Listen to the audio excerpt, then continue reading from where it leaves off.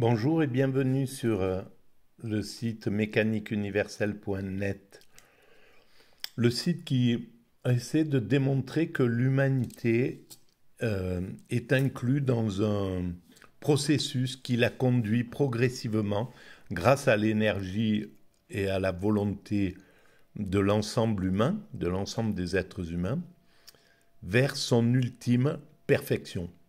Nous travaillons sans le savoir pour l'instant, ou globalement, hein, je parle de l'humanité en général, ne sait pas réellement ce qu'elle construit. Et pourtant, elle construit quelque chose qui est cette perfection indépassable, cette ultime perfection qui viendra dans quelques siècles encore. Il nous reste encore quelques siècles d'évolution à, pour atteindre cet état de zénith, on pourrait dire, cet état subliminal.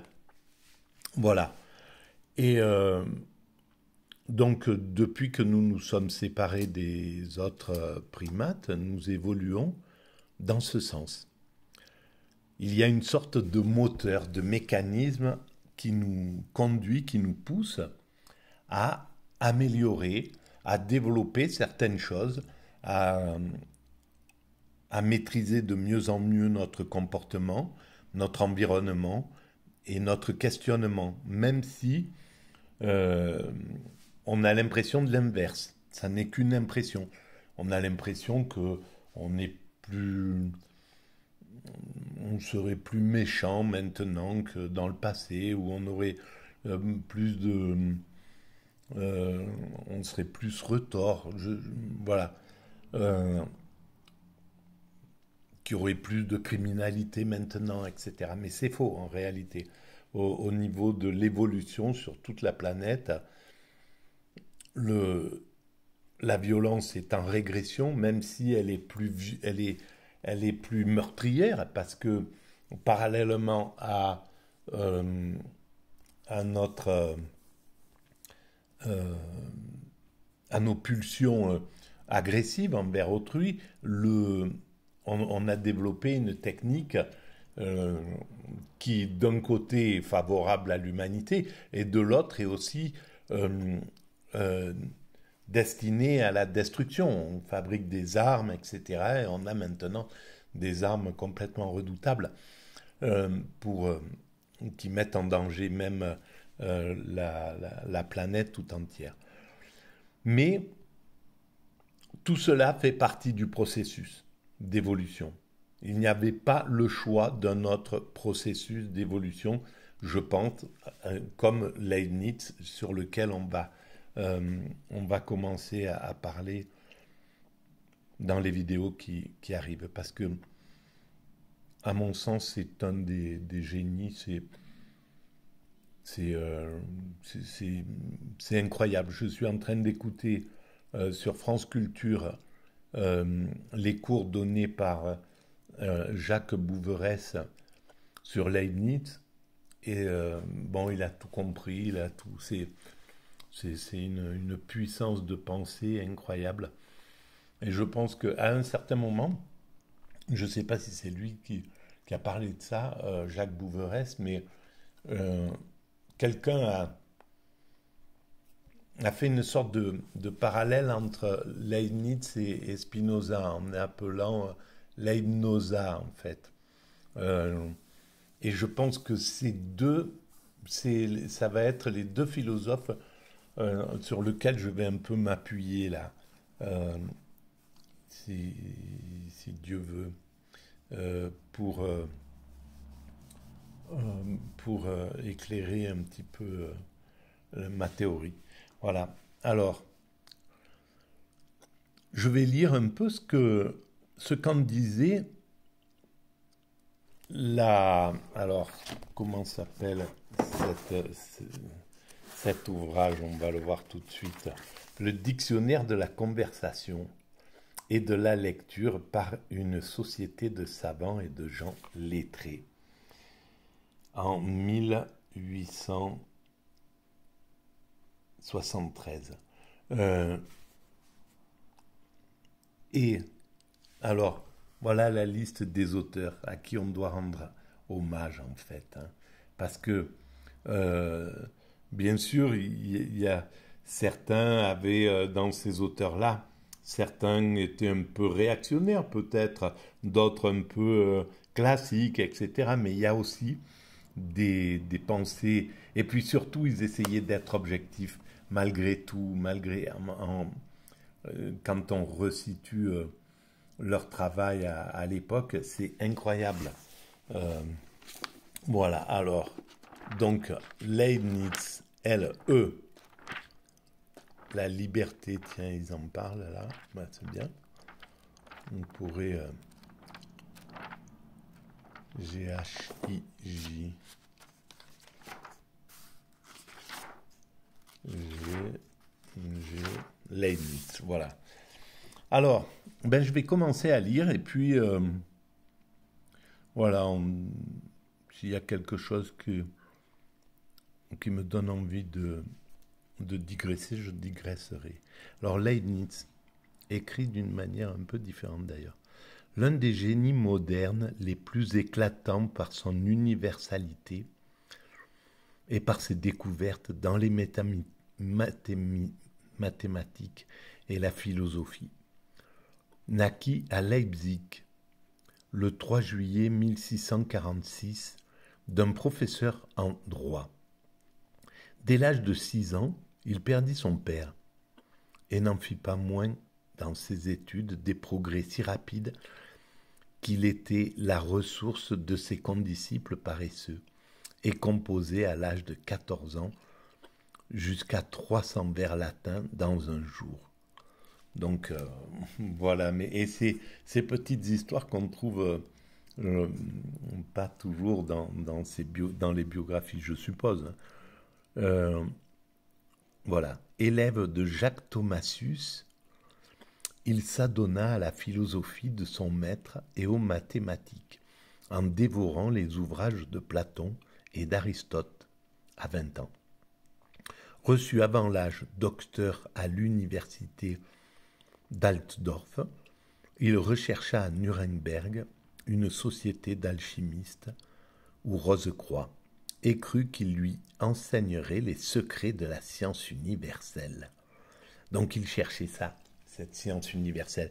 Et avant de nombreux, avant tout le monde peut-être même, c'est ça qui me semble vraiment intéressant chez ce gars-là.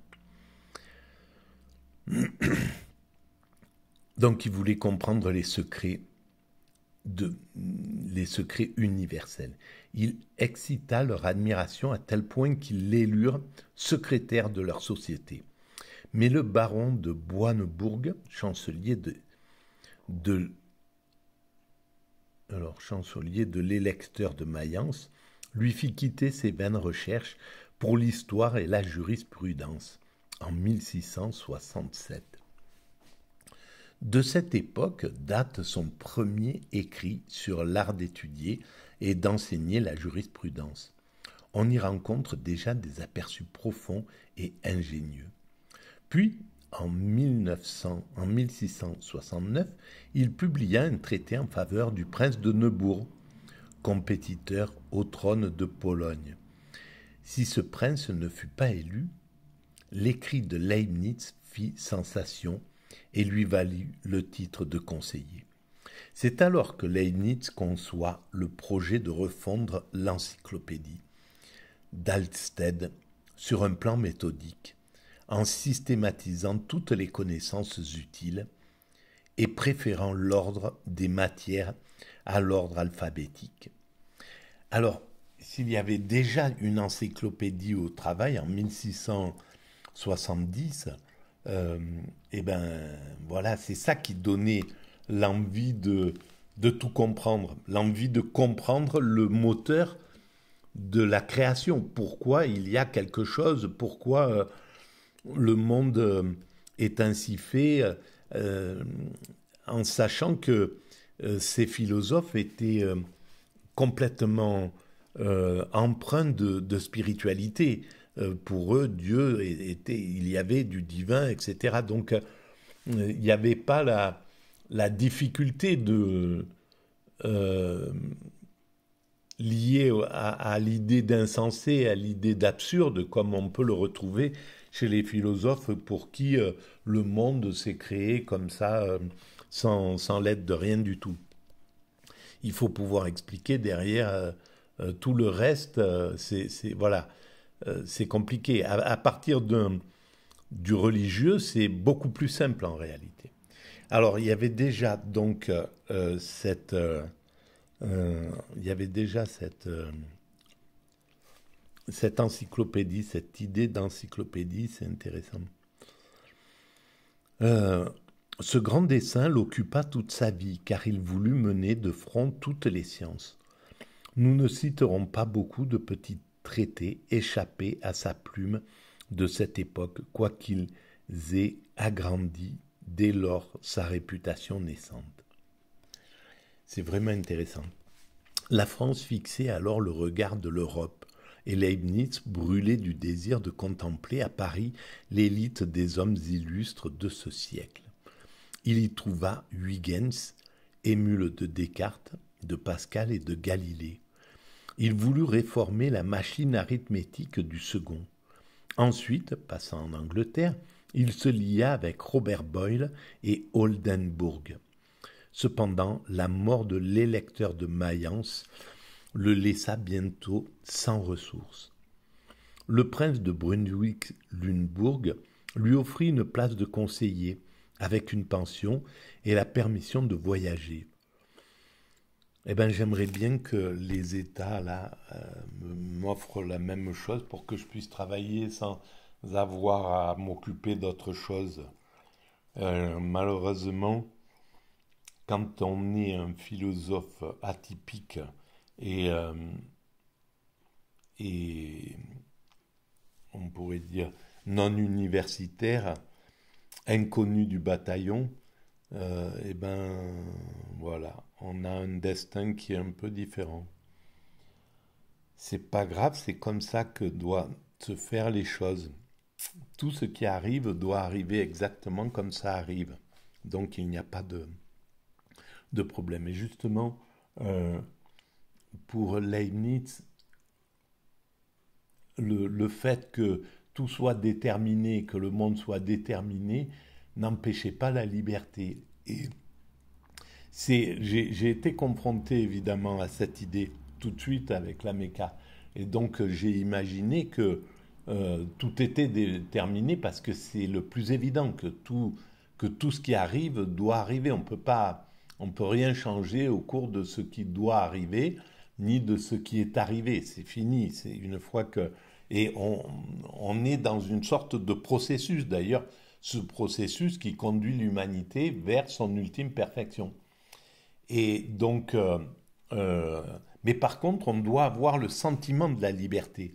C'est fondamental euh, pour pouvoir évoluer, pour pouvoir créer, pour ne pas tomber dans la fatalité, dans quelque chose qui empêcherait l'évolution. Il fallait évoluer, il fallait arriver au progrès, et donc le progrès, la partie de l'humanité liée au progrès, eh ben, elle s'accommode pas de la fatalité, justement. L'homme conteste le monde tel qu'il est, il veut pas se soumettre, il veut, lui, imposer ses volontés. Mais en fait, imposer ses choix, c'est faire partie d'une destinée qui, à un certain moment, impose ses choix. C'est tout. C'est pas. Donc, c'est qu'une illusion. Mais c'est une illusion à laquelle on doit croire. L'illusion de la liberté, d'être libre, d'agir comme ça, de faire de, que nous sommes les maîtres de notre évolution, en somme. C'est une illusion, mais une illusion à laquelle on doit croire pour pouvoir travailler correctement. Voilà. Euh, alors Leibniz revint à Paris après avoir eu une pension et la permission de voyager. revint à Paris comme à la vraie patrie des savants, puis se rendit en Hollande, près de son bienfaiteur. Âgé à peine de 28 ans, il se sentait capable d'atteindre cette haute suprématie qu'il acquit plus tard sur son siècle. Il publia sous un nom supposé Caesarinus Fürsterenerius, une sorte de plaidoyer pour les prérogatives des princes de la Confédération germanique, tout en ménageant adroitement la suprématie de l'empereur comme chef temporel, tandis que le pape est chef spirituel. Voilà, si ça avait été bien cadré, cette chose-là, si le pape, si à l'époque le spirituel s'était pas occupé du temporel, n'avait pas pris en charge le temporel euh, avec, avec, avec énergie, on va dire, et avec domination, les choses en auraient été autrement. Voilà. Mais c'est comme ça que ça s'est passé. Donc, tandis que le pape est chef spirituel. Cet écrit lui valut la bienveillance de l'empereur. Il en profita pour visiter le midi de l'Allemagne et l'Italie, où il courut risque dans l'Adriatique d'être jeté à la mer par des bateliers qui croyaient voir dans cet hérétique luthérien la cause de la tempête qu'ils essuyaient. Eh ben, ils étaient les frioulants de ma région. Ils étaient un peu... voilà. Euh, heureusement, Leibniz, qui entendait la langue italienne, prit un gros chapelet et son air dévot désarma ses mariniers. Il recueillit de ce voyage une immensité de documents pour son Codex Juris Gentium Diplomaticus. La préface remonte aux plus hauts principes du droit naturel et du droit des gens qui ont commencé la réforme de la jurisprudence sur les bases de la philosophie en accord avec celle de la religion. Voilà, merci de votre écoute, à très bientôt.